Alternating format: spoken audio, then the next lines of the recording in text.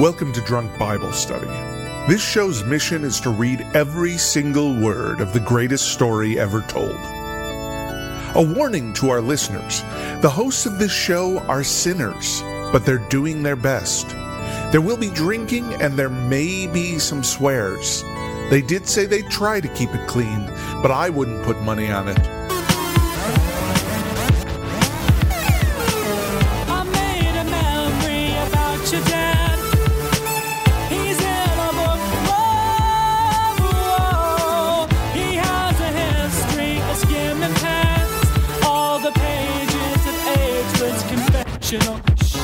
I'm Emily, and this is Drunk Bible Study, where my good friends Dedeker and Jace teach me, a born and raised atheist, about the Bible.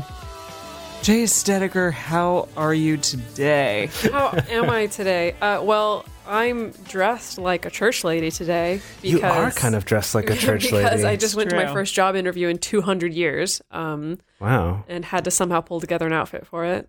200 years. So you must have lived during the era of the Bible before the ages went down to 120.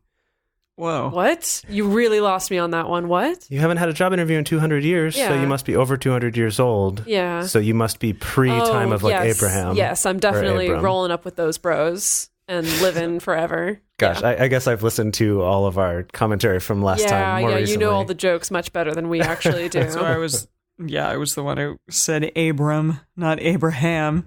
Well, it is Abram right now. Oh, okay. Okay, Abram. Yeah. AKA Abraham later. Yeah, exactly. How are you doing today, Jace? I'm doing pretty good. I've just been, working on editing our episodes of this show, and I just read a bunch about the book of Job before we started today, so I'm super stoked for us to get into this. Emily, how are you today? Yeah, what about you, Emily? Receive? I'm very tired and delirious, which will add to the revelry of me also drinking this Lagunitas beer. Because I have been working for Nintendo at E3, and standing for 12 hours is tough for 4 days straight. Yeah, seriously. Well, let's uplift you with some of the word today.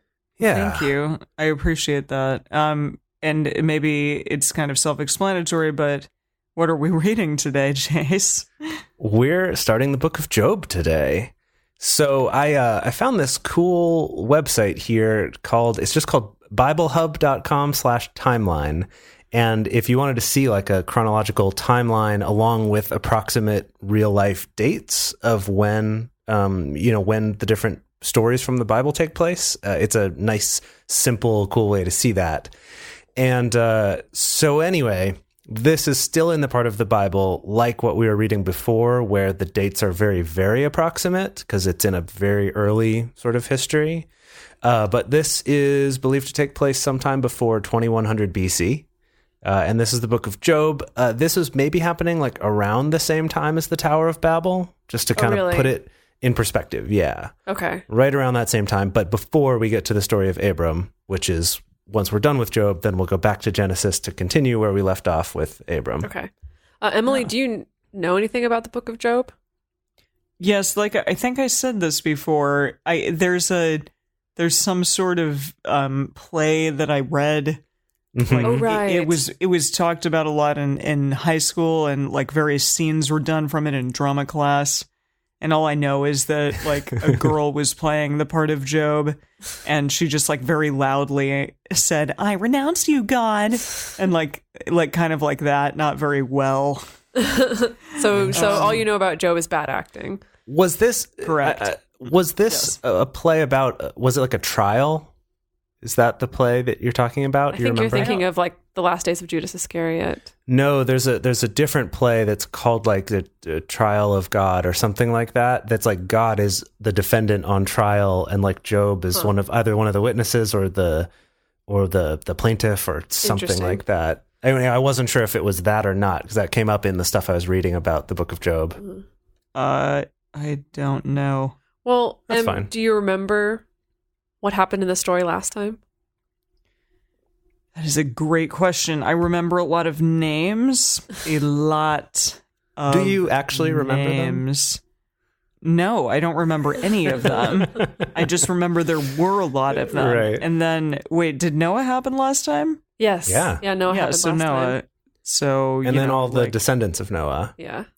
Yeah. Oh, and I remember that a kid of Noah's saw him naked, and that kid, instead of being like, I won't see you naked, he was like, yo guys, look at this dad. And then the guys the guys were like, how dare you, brother? And then the brother got something bad happened. I don't know. Cursed. He got cursed. His Dad lineage got him. cursed. Yeah, that's the Canaanites, and they will come back again. Oh, wait, Cain? Canaan. Canaanites, no different. Different from Cain. Canaan. Canaan. Oh gosh. Yeah. Look at this dad. So many. Just look at this dad. Look at this dad. Look at this dad. Well, are we ready to get started here? Yes, let's start into the book of Job. All right, so we're doing Job 1 through 5. So I will start with chapter 1. This is the prologue to the story of Job.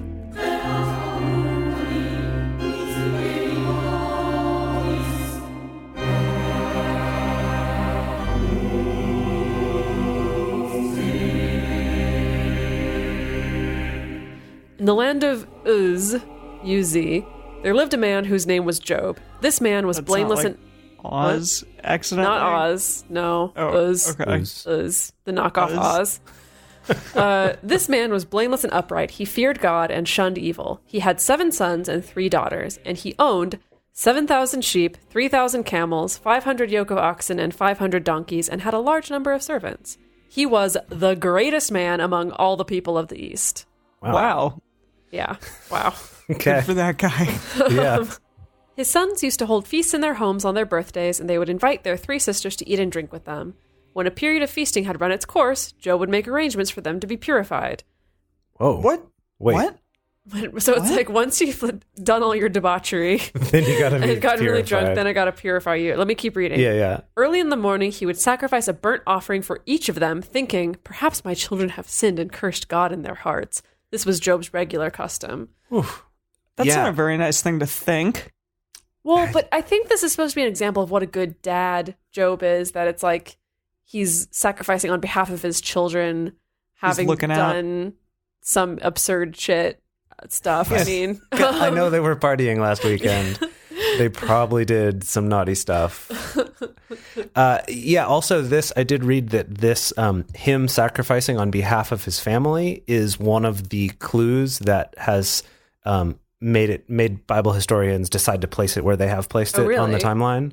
There is some dispute about actually when the story of Job takes place, like within a range of 1,000 or so years. So there's a pretty broad range, actually.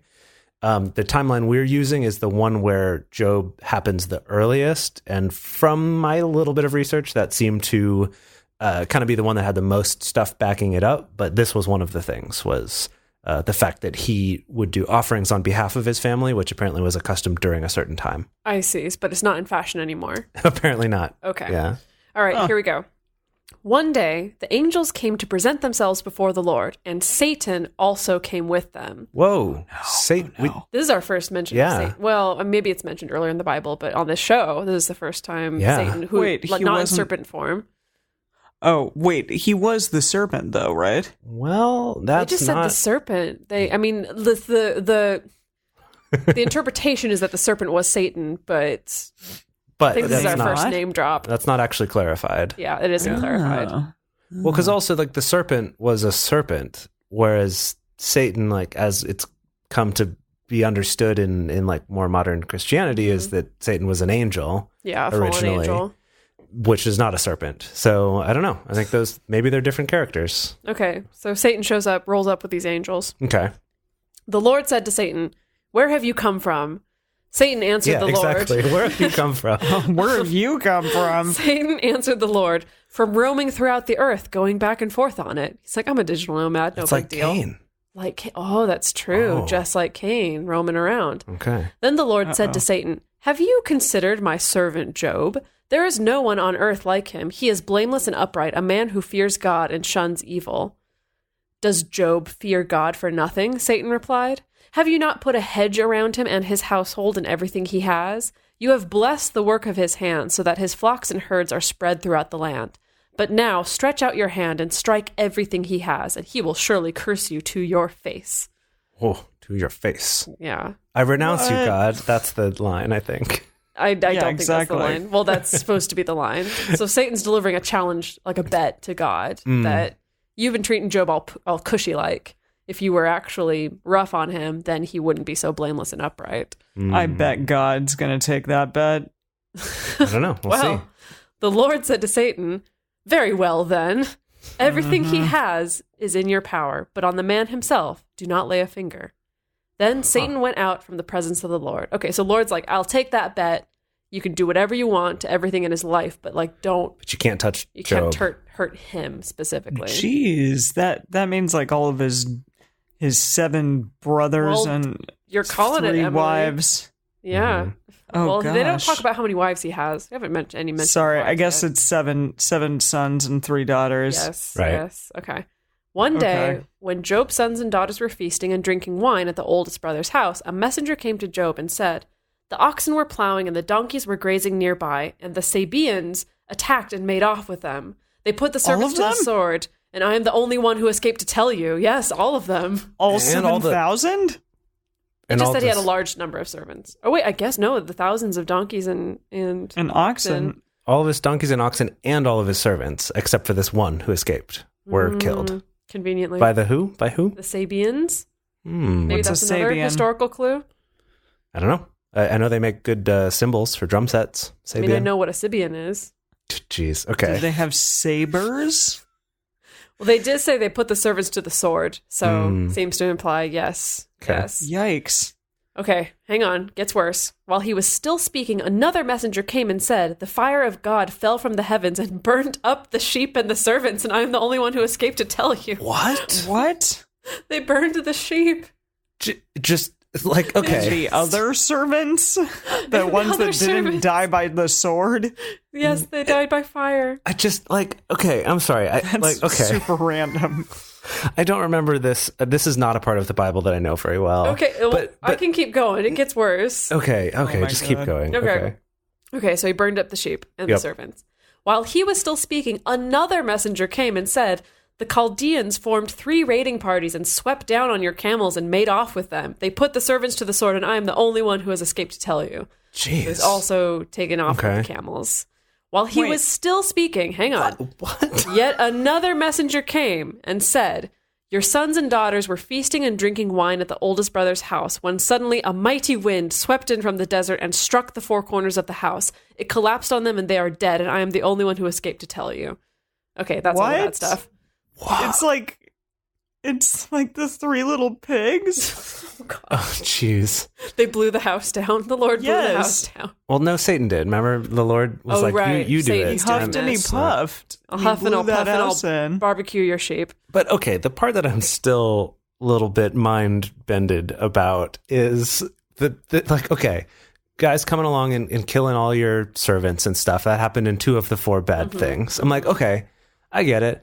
Even the strong wind, I'm like, okay, that's improbable, but maybe possible. But fire raining down, I know. it's just like, yeah, of course. Yeah, man. Fire rain down, Maybe there you was know. a volcano. Okay. Oh, yeah, maybe that was the Oh. interpretation. Is Good that, call. Yeah. Yeah. Okay. At this, Job got up and tore his robe and shaved his head. Then he fell to the ground in worship. I think that's a mourning thing. It's a mourning thing. Yeah, that makes sense. You Yeah. know, that, yeah. We've all done the breakup haircut. At this, Job got up and tore his robe and shaved his head. Then he fell to the ground in worship and said, "Naked I came from my mother's womb, and naked I will depart. The Lord gave, and the Lord has taken away. May the name of the Lord be praised." In all this, Job did not sin by charging God with wrongdoing. That's the end of Wow. the first chapter. Wait a minute. Yeah. Wait a minute. Like, you Yeah. can't blame God for taking stuff away. I think it's That's not a saying that you sin? can't. I don't think that's the implication. It's just that Job didn't. That Right. like, even though he was like, "This sucks," but the idea, it was that phrase that like, the Lord gave me all this and now the Lord has taken it away. Yeah, have you ever heard that expression before, Emily? The Lord giveth and the Lord taketh away. Absolutely. Yeah, it gets Yeah, used. that's This where is it's where from. that comes from. Yeah. Gets used a lot in pop culture, Yeah. plays and books and what have you. Okay, who's taking chapter 2? Boy, I'll read it. Okay. Unless you want to do it, Em? No, do it. I'll do 3. Okay, great. Here we go, chapter 2. On another day, the angels came to present themselves before the Lord, and Satan also came with them. Always party crashing. Yeah, right? Satan's like, yo, I'm with the angels now. And Satan also came with them to present himself before him. And the Lord said to Satan, "Where have you come from?" Again? It's like, dude, I thought I won this bet already. Yeah. Why are you still here? Satan answered the Lord, "From roaming throughout the earth, going back and forth on it." Then the Lord said to Satan, "Have you considered my servant Job? There is no one on earth like him. He is blameless and upright, a man who fears God and shuns evil, and he still maintains his integrity, though you incited me against him to ruin him without any reason." "Skin for skin," Satan replied. "A man will give you all he has for his own life, but now stretch out your hand and strike his flesh and bones, and he will surely curse you to your face." So Satan's kind of trying to escalate of like, nah, man, if you Jeez. actually, Yeah. affect Harm him him? personally in some way. Yeah, I guess so. Like sort of like a double dog dare, like a double or nothing kind of a thing. I mean, I think that he's been harmed enough. Right? Like all of his children and all of his everything His gone. beautiful head of hair. Well, His Okay. robes from which he tore from his body. yeah. His beautiful robes of many colors. He's not Joseph. He's not Joseph, that's true. No, yeah. Okay. So the Lord said to Satan, "Very well then, he's in your hands, but you must spare his life." So Satan went I out. see. Okay, hang on. Sorry, just to clarify. So Yeah. it's like, okay, you can do whatever you want from him, but don't kill him. Right. Okay. You can Okay. torture him within an inch of his life, but don't kill him. Kill him. Okay. Yep. Wow. God is a vengeful God.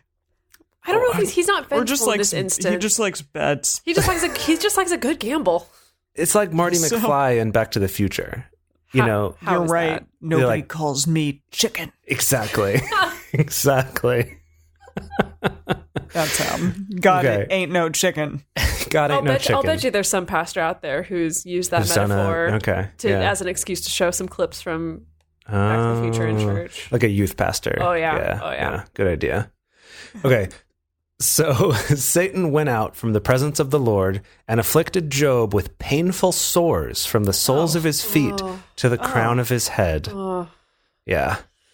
Then, Then Job took a piece of broken pottery and scraped himself with it as he sat among the ashes. His wife's... Why? was I that guess- also a mourning thing? I mean, I know that Was he ashes trying were a to, like, mourning thing, that like you would put, coat yourself in ashes. That was also a sign of mourning. But the scraping with pottery, is it like I would I think he assume was it's trying to scrape off the sore, Yeah, Oh. exactly. which is not the most hygienic way of doing that. Well, what else That's are all you that gonna I'm do? saying. You live in I the don't know. desert. You're right. And it was like, whatever BC. Ain't no Purell. Okay. So, let's see here. His wife said to him, "Are you still maintaining your integrity? Curse God and die." Jeez, lady. Why? Wow. He replied, "You are talking like a foolish woman. Shall we accept good from God and not trouble?" In all this, Job did not sin in what he said. When Job's 3 friends, Eliphaz the Temanite, Bildad the Shuhite, and Zophar the Naamatite, heard about all the troubles that had come upon him, they set out from their homes and met together by agreement to go and sympathize with him and comfort him.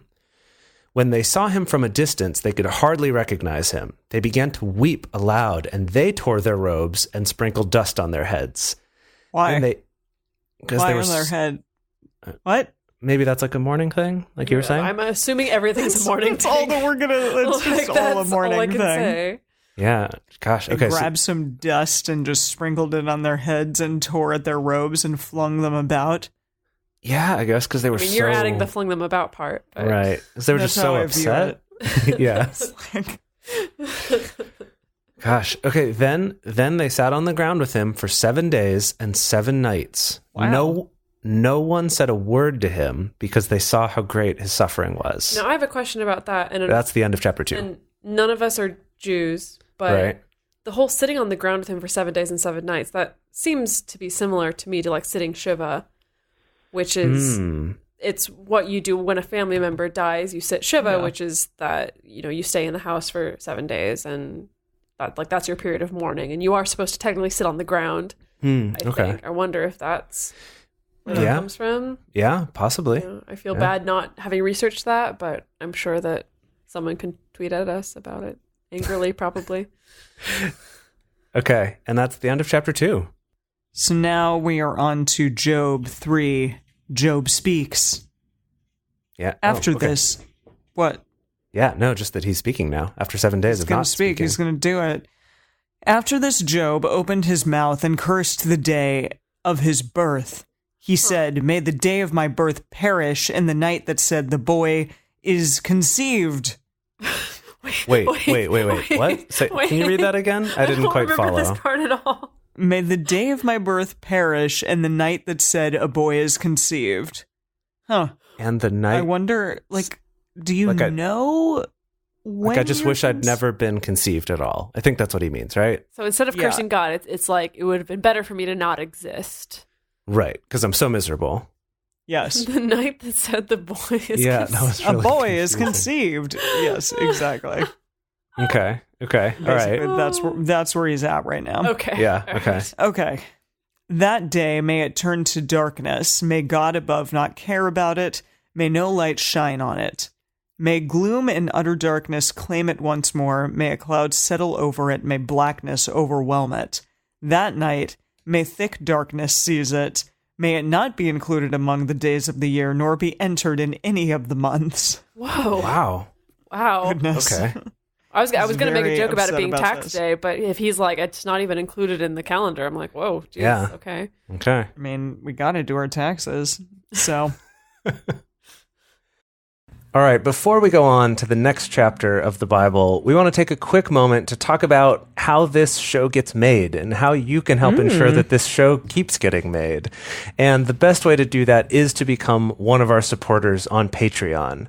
So on our Patreon, which is at patreon.com/drunkbiblestudy, we have several tiers where you can help support this show, as well as getting a bunch of cool benefits. So the first is that even for just $1 a month, you can become a member of our Patreon, and that helps us to keep this show going, as well as getting you access to being able to comment on the Patreon page, as well as read comments that we make or that other members make. At $6 a month, you can be a parishioner, which lets you get access to our bonus episodes, which we record basically every week to go along with the episode. Sometimes they're very fun. Yeah, they're super fun to do. Sometimes these are like more in-depth analysis or research on something, or sometimes it's an interview with an expert. Sometimes it's just watching movies or musicals based on the Bible together and joking about them or commenting on them. And then at $12 a month, you can become a disciple. And with that, in addition to becoming part of the community, getting all the bonus episodes and anything else that we put out, you also get ad-free episodes, and they come out 2 days early. So you get to be cooler than all of your friends because you already know those Bible chapters 2 days before them. So then when you listen together with them, you can be like, I knew that. I knew that, obviously. Duh. No question. Yeah, exactly. Mm-hmm. So in addition to this, we're also really trying to reach our goal of getting 300 patrons. So this is a very exciting goal because once we reach it, we can start releasing 2 Bible studies a week instead of 1. And that's amazing. I mean, it means that you and we do not need to wait as long between episodes. We don't have to wait as long to record multiple episodes. Y'all don't need to wait as long to get those multiple episodes. So it's a win-win-win, win-win for everyone. Also, we would absolutely love to hear what you think of the show. So if you can take 2 minutes out of your day to go to iTunes or to Stitcher and leave us a review, we would love to hear from you. Is there a particular chapter that really moved you as you heard us drunkenly read it and make jokes about it. What's your background? Were you also raised atheist like Emily was, or were you raised in the church, in the Christian church like Jason and I were? Were you raised in a completely different religion? We want to know your thoughts. So again, go to iTunes or go to Stitcher, leave us a review, let us know. May that night be barren. May no shout of joy be heard in it. May those who curse days curse that day, those who are ready to rouse Leviathan. May its morning stars become dark. May it wait for daylight in vain and not see the first rays of dawn, for it did not shut the doors of the womb on me to hide trouble from my eyes. Can I talk about the Leviathan thing? Yeah, I didn't quite follow please. that. I don't know what that means. I was taught that my weird Christian school upbringing.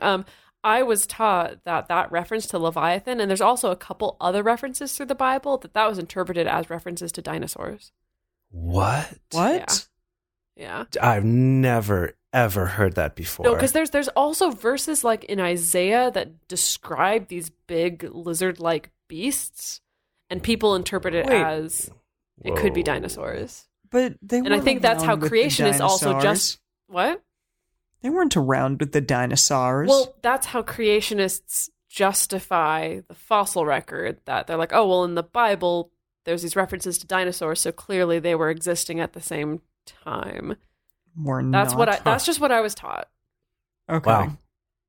I've never heard that. That was not something that ever came up in Sunday school or was ever taught to me. I was taught that. Interesting. Oh. Yeah. Huh. Well, okay. I mean, that would be cool if they did actually. I hope that they rode the dinosaurs. But wait, Emily, can you read that line again about Leviathan? What did it actually say? May those who curse days curse that day. Those who are ready to rouse Leviathan. So rouse the bones of the dead. Or to wake dinos, up sleeping dinosaurs? Dino DNA. Those who are going to create Jurassic references Park. To Jurassic Park. John Hammond. This is sort of an early version of you didn't stop to think if you should. Jurassic Park. Now you're slapping it in a lunchbox and you're selling it. You're selling it. Please slap your hand on the table now. Yes. Yeah. Yes. Yeah. Yes. Okay. All right. So now this is another pastor has used this as a justification to show clips from Jurassic Park. Really? Okay, so basically the book of Job has given us all of the cool, fun movie clip days in Bible school. Yes, exactly. Okay, great. Fun. Okay, continue, Emily, please. Okay. May its morning stars become dark. May it wait for daylight in vain and not see the first rays of dawn. For it did not shut the doors of the womb on me to hide trouble from my eyes. Why did I not perish at birth and die as I came from the womb? Why were there knees to receive me and breasts that I might be nursed? Knees to receive me? Is this maybe because births would have been, on all fours? Knees underneath where the baby would come out? Oh, yeah, maybe. So or someone squatting, would kneel and squatting, maybe, yeah. Yeah, some knees would probably receive you. Yeah, I guess. All right, you got to catch him between the knees as he comes out. Got to have good reflexes. I have no idea. Throw the baby on there. Okay, all right. Sorry. Okay. For now, I would be lying down in peace. I would be asleep and at rest with kings and rulers of the earth who built for themselves places now lying in ruins, with princes who had gold, who filled their houses with silver. Or why was I not hidden away in the ground like a stillborn child, like an infant who never saw the light of day? That's very sad. Job's really getting conceptual with this one. Yes, he is. I was telling Emily this before you got here, actually, Dedeker, that this book is, who was it? Lord Tynan, the British poet, called the Book of Job something like the best poem in ancient or modern history. Lord Tynan, not Lord Byron? Tynan, different guy. Oh, I don't know that Lord. Yeah, different one. I don't know. Lord. I don't know. No, Tynan. Or I'm sorry, Lord Tennyson. Alfred Lord Tennyson. Yes, of course. Sorry. You confused Alfred Lord Tennyson and combined him with Byron. Lord Byron. Maybe I did. Yes. Gosh. Tynan, Byron, Tennyson, whatever. Yeah. Non-existent British poet, Lord Tynan. But anyway, here I have his quote right here. He called it the greatest poem of ancient and modern times. Huh. So compared to what we were reading last time, which was very like, and then this happened, and then this happened, and then this person had this person, lineage, this is the first book of the Bible that's like a poetic book. Well, you got to give some credit to translators there. We don't know how poetic it was originally. I guess, I mean, it's been praised through history for its like literary structure and... Okay, fine. I'm not going to argue with the book of Job. Keep reading. Okay. There the wicked cease from turmoil, and there the weary are at rest. Captives also enjoy their ease. They no longer hear the slave drivers shout. The small and the great are there, and the slaves are freed from their owners. Why is light given to those in misery, and life to the bitter of soul, to those who long for death that does not come, who search for it more than for hidden treasure, who are filled with gladness and rejoice when they reach the grave? Why is life given to a man whose way is hidden from God has hedged in, or whom God has hedged in? For sighing has become my daily food, my groans pour out like water. What I feared has come upon me, what I dreaded has happened to me. I have no peace, no quietness. I have no rest, but only turmoil. That was a rather beautiful passage. Right? You know, in a very like sad That's and like a mournful weird way. Yeah, that's like a weird poetic rendition of like an argument for suicide, essentially. Ugh. Gosh, Yeah. jeez. Well, it's true because he's making an argument that's for like deep, the fact Dedeker. that death is how you get released, and how the captive gets released from their slaves, and like death is like this great equalizer. And But so, I think it's very worth pointing out the fact that he's not talking about killing himself and just wishing that he had died, or wishing that he had died before. Yes, That's true. that's a That's very true. different thing from contemplating suicide. That's true. That's so true. anyway, I'm sorry. just saying. Okay, is it my turn? Yeah, shall Go we for. carry on? Okay, so this gets into the part where all of Job's friendos are speaking up. Yeah, so we're going to have kind of like a monologue, like we had Job's monologue, and then we're going to have a monologue from each of the three friends, followed by Job's response Yeah. to them, I think. So today, the last two chapters are just the monologue from Eliphaz. Yeah. Okay. Oh, really? Yes. Okay. Oh, Then I'm not concluding Eliphaz. this. Yeah. Oh, we got a long way to go. Yeah. Then Eliphaz the Temanite replied, "If someone ventures a word with you, will you be impatient? But who can keep from speaking? Think how you have instructed many, how you have strengthened feeble hands. Your words have supported those who stumbled. You have strengthened faltering knees. But now trouble comes to you and you are discouraged. It strikes you and you are dismayed. Should not your piety be your confidence and your blameless ways your hope?" I mean, I feel like that makes sense, Eliphaz. Yeah. Yeah. It seems like you're always telling everyone else how to have a good life. Like, practice what you preach. He was That's just what I- like hashtag privileged, really. But what's he telling him to do exactly? Okay, well, I'll keep reading. Okay. Consider now, who, being innocent, has ever perished? Where were the upright ever destroyed? As I have observed, those who plow evil and those who sow trouble reap it. At the breath of God they perish. At the blast of his anger they are no more. The lions may roar and growl, yet the teeth of the great lions are broken. The lion perishes for lack of prey, and the cubs of the lioness are scattered. He kind of changes direction after this. Okay. okay, so Just stick with it. So I understand that, like, those who, you reap what you sow, Uh-huh. that, you shouldn't worry because you're blameless, and so God's not going to actually do anything bad to you, and you should take comfort in that, right? Right? I mean, he I- did, though. I Right. But I yeah. mean, okay, this is just what Eliphaz is saying to Job. This is just Eliphaz's Right? opinion, yeah. This is his friend. What is talking. Eliphaz now? I don't know. I don't know. Okay. He goes on. A word was secretly brought to me. My ears caught a whisper of it. Amid disquieting dreams in the night, when deep sleep falls on people, fear and trembling seized me and made all my bones shake. A spirit glided past my face, and the hair on my body stood on end. It stopped, but I could not tell what it was. A form stood before my eyes, and I heard a hushed voice. Can a mortal be more righteous than God? Can even a strong man be more pure than his Maker? If God places no trust in his servants, if he charges his angels with error, how much more those who live in houses of clay, whose foundations are in the dust, who are crushed more readily than a moth? Between dawn and dusk they are broken to pieces, unnoticed they perish forever. Are not the cords of their tent pulled up so that they die without wisdom? That's the end of the chapter. Okay. Jeez. Yeah. Wow. Okay. I mean, that was some heavy poetic. It is poetic. I am surprised. I guess I never appreciated this as a child. I don't think I ever read more than, like a pastor reading a couple lines in a sermon. This is not one that I ever... Did you as a kid? I have memories of like sitting in when a pastor was doing a whole series specifically on Job, but like not really paying attention and not getting it. I see. Yeah, I figured that would be y'all's MO. Like you wouldn't really be listening. Basically. And I remember whatever. In Christian school, getting the story of Job, but just the basics were just like, oh, the lesson you just take away is that even if God does bad things, if you're still righteous, then it'll be okay.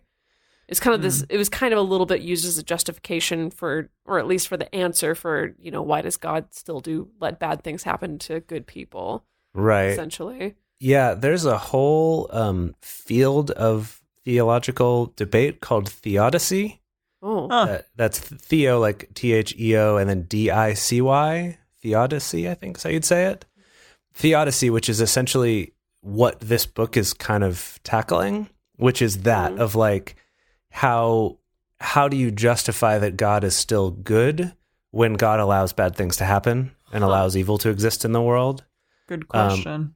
Yeah, the whole next number of episodes will be about these people kind of debating that in the book. Interesting. Yeah. Huh. It's, I mean, the term theodicy was not created until like the 1700s or something by like a French philosopher or theologian or something. But this is essentially what the Book of Job is, because it's all his friends kind of debating how could this happen. Right, and then his responses to it and kind of, which again, like it was never presented to me that way, as if it were like a theological debate. So actually, it's kind of cool. Well, you want to take the last chapter here? Oh, sure. Okay, yeah. Do it. Okay, so Job 5. Call if you will, but who will answer you? To which of the holy ones will you turn? Okay, so again, I think living in a world where, other people have other gods, like other tribes have other gods, right? So they understand that. Okay, sorry. So to which of the holy ones will you turn? Resentment kills a fool, and envy slays the simple. I myself have seen a fool taking root, but suddenly his house was cursed. His children are far from safety, crushed in court without a defender. The hungry consume his harvest, taking it even from among thorns, and the thirsty pant after his wealth. For hardship does not spring from the soil, nor does trouble sprout from the ground. Yet man is born to trouble as surely as sparks fly upward. I'm going to start using that one. Surely as Man sparks is fly born upward. to trouble. Yeah. But if I were you, I would appeal to God. I would lay my cause before him. He performs wonders that cannot be fathomed, miracles that cannot be counted. He provides rain for the earth. He sends water on the countryside. The lowly he sets on high, and those who mourn are lifted to safety. He thwarts the plans of the crafty so that their hands achieve no success. Well, what kind of crafty are we talking here? Are we talking like I know. crafty, like sneaky, or crafty like me, where I'm like cross-stitching and knitting and crafting up stuff? Yeah, DIY all over the place kind of crafty. Because honestly, there are many days where I feel That your plans are that thwarted? that my hands are achieving no success. Oh, I So- see. That too. Well, be careful then. That's why. Unfortunately. He catches the wise in their craftiness, and the schemes of the wily are swept away. Darkness comes upon them in the daytime. At noon they grope as in the night. He saves the needy from the sword in their mouth. What? Saves the needy from the sword in their mouth? I guess like someone's got them at sword point. The sword in their mouth, though. Yeah, Maybe isn't like that- the sword of destitution? I don't know. Yeah, that's what I was thinking, like the sword of hunger or Mm. poverty. Yeah. Gosh, yeah. Because fundamentally, you got to eat, and Like as if you're sort of on the brink of death, like the sword in your Yeah. mouth, maybe metaphorically. Okay. He saves them from the clutches of the powerful. So the poor have hope, and injustice shuts its mouth. Blessed is the one whom God corrects. So do not despise the discipline of the Almighty. For he wounds, but he also binds up. He injures, but his hands also heal. From 6 calamities he will rescue you. In 7, no harm will touch you. so that's the going ratio. Yeah, 6-1. It's kind of like the creation of the world, right? 6-1, I guess. In famine, he will deliver you from death, and in battle, from the stroke of the sword. You will be protected from the lash of the tongue, and need not fear when destruction comes. You will laugh. Yeah. No, just this is very interesting because, again, I mean, I'm sure that like people are killing each other with swords and during this time, you mean? Well, yeah, and like having famine and all that, and not bountiful harvests or whatever, and so I guess are they saying like those who really believe in God are the ones who or worship him the best are the ones who are delivered from evil? That is kind of what he's arguing, I think. So, but also, I don't know, if we're thinking of the human condition and just the human observation of it seems really arbitrary that some people die in battle and others don't, and some people die from a famine or get struck with a famine and other places do not, and trying to make sense of why is that. Yeah, but I think, like, to go back to that sort of bigger debate about a good God letting bad things happen to good people, that essentially this friend, which one's this one again? Eliphaz, the elephant. The elephant friend. In the room. Yeah. So Eliphaz is essentially making the argument that, like, no, bad things ultimately end up happening to bad people, and God ends up taking care of good people who worship him. Like, he's kind of, which, like, if I can make it very contemporary, reminds me of the idea of people who are very privileged and very fortunate saying that they manifested it, or of like getting to take credit for like, oh, well, I made this thing true. Maybe you manifested it. Maybe it's white privilege. Right. Rather than just acknowledging the fact that maybe you were lucky or something. And it's interesting since we know what they don't, which is sort of the behind the scenes of what happened with God and Satan, having that debate, right? I see. So, so he's making this they don't understand God threw you under the bus to win a bet. Well, I don't know, I guess. Sorry. Right? But so, anyway, it just kind of reminds me of that idea of like, no, man, like good things work out for good people, of just that sort of, have faith and it'll work out. Just if you believe it and receive it, you can achieve it, kind of a thing. Keep going. Yeah. Okay. Let's see. In famine, he will deliver you from death, and in battle from the stroke of the sword. You will be protected from the lash of the tongue, and need not fear when destruction comes. You will laugh at destruction and famine, and need not fear the wild animals. For you will have a covenant with the stones of the field, and the wild animals will be at peace with you. You will know that your tent is secure. You will take stock of your property and find nothing missing. I don't know, except all of your property, which is missing. Yeah. Right? What? Okay. Yeah. I know. You will know that your children will be many, and your descendants like the grass of the earth. You will come to the grave in full vigor, like sheaves gathered in season. We have examined this, and it is true. So hear it and apply it to yourself. Okay, so obviously this is all true. So wrapping it up, Eliphaz is like, don't worry, God helps out people who are righteous, who believe, So even though it's rough now, it's going to be okay. I guess that's what I would take away. That's how he's trying to comfort him. Yeah. Huh. Well, gosh, I wish we could keep going, but that's the end of this episode. What's your experience of this, Emily? Because I feel like I was saying, that like when you're learning this growing up, Job is trotted out as just an example of like, have faith even when things are tough or really challenging. It's challenging to read because all of these things did happen to him, even though I get why his friend is like, no, but if you believe, then, you'll be okay. But he's not okay. And I understand him being upset and angry about that. So I don't know. I think it's a beautifully written piece at this point, like better written than some of the stuff that we've read before. But I'm not convinced. I'm not convinced that Job shouldn't be real PO'd right now.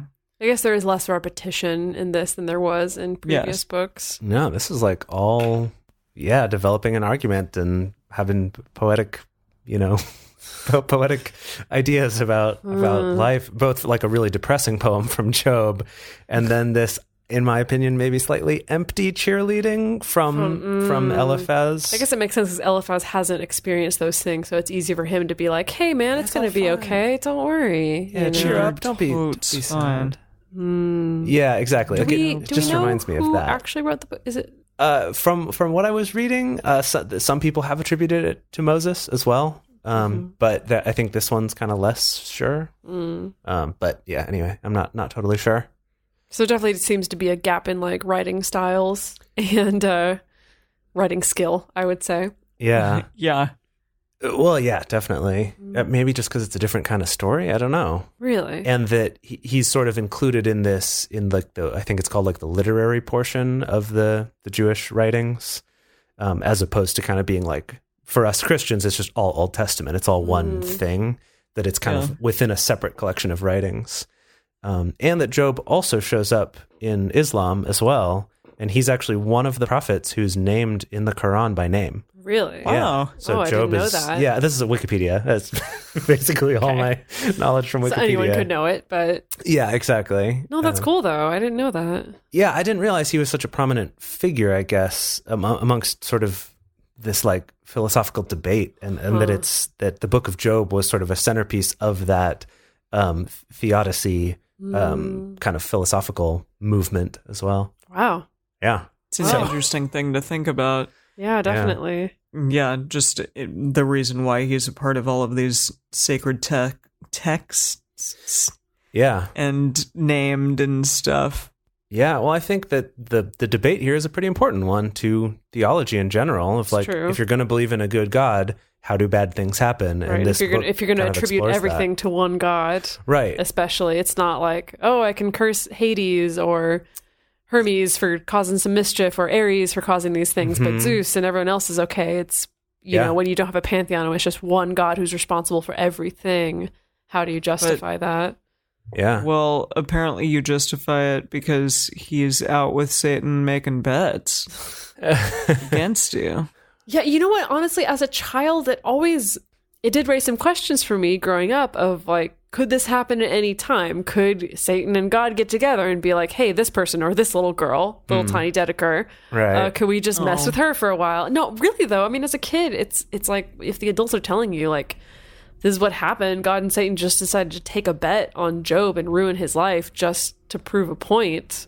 I don't remember ever getting like a really satisfying answer to that question, but it was kind of that answer of like, well, you know, God gives free will to people, including to Satan, you know, and to the angels and stuff, that God isn't controlling every single thing that everyone does, which is part of kind of the theodicy debate. Well, it does definitely set up this thing, like you kind of have to accept that God and Satan are at odds with each other and that it's kind of like a win-lose situation. Yeah. That they're at war. And so, it behooves God to try to prove it to Satan and to try to win a bet against Satan. I suppose maybe that there's something bigger at stake behind that bet, possibly, if we're looking at it in the big picture. I guess. Like what? Well, I don't know, sort of this larger battle of good and evil. I don't know. God was the one who first brought up bragging about how great Job was. Yeah, I suppose in this, he's the one who's God was the first one who was like, look at this great guy who loves me so much. Yeah. And anyway, to just bring it back to theodicy, I did want to mention, relative to some stuff we were talking about with the story of Noah, that there's also philosophical, there's a philosophical thing called cosmodicy, which is about whether or not sort of kind of the universe as a whole is good or not, and like how do you justify it being inherently good when bad things can happen. And then anthropodicy, which is the same thing about people, is arguing that people are inherently good even though bad things can happen. Love having me some anthropodicy debates. Yeah. What about cosmetology? I know, I was like, and cosmetology. I went to school for that, so I can't say for certain it has nothing to do with whether the world is good or evil. Oh my goodness. Oh dear. All right. Well, I'm really excited for next week. Yeah. I want to see how this debate plays out. And if poor old Job is gonna like get his family and livestock and everything back or not. Well, we can't give spoilers. Yeah. We'll see you next time. Thank you for joining us for Bible study today. If you enjoy the show, take a moment to subscribe and then write us a nice review on iTunes or Stitcher, letting other people know what you like about it. We love hearing from you. Find us on Twitter at Drunk Bible Cast, on Instagram at Drunk Bible Study, or send us an email to info@drunkbiblestudy.com. Drunk Bible Study is created and produced by Emily Matlack, Dedeker Winston, and me, Jace Lindgren. Our theme song is Book Club by Josh and Anand from their album Home of the. The theme song for the Book of Job is Agnus Dei X by Kevin MacLeod. For more information, visit us at drunkbiblestudy.com. I made a memory about your dad. He's in a book club. Whoa. He's got a history of skimming past all the pages of ageless confessional